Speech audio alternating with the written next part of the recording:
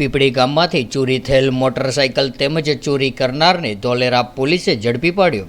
ધોલેરા પોલીસને ચોક્કસ બાતમીના આધારે તપાસ કરતા પીપળી ગામમાંથી એક મોટરસાઇકલ સાથે એક ઈસમને ચોરી કર્યાના ગુનામાં પકડી પાડીને કાયદેસરની કાર્યવાહી હાથ ધરવામાં આવી હતી।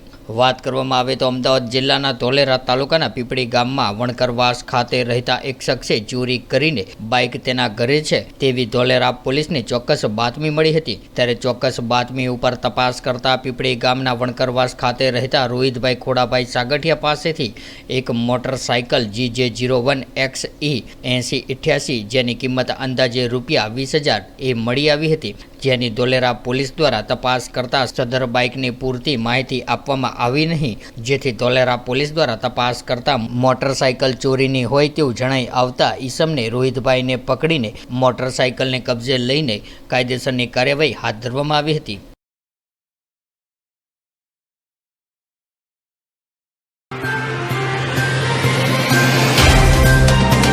तो व्हाट्सएप, ट्विटर, फेसबुक, इंस्टा जहाँ भी आपका अकाउंट है, इसे शेयर बटन के द्वारा वहाँ पर शेयर करें।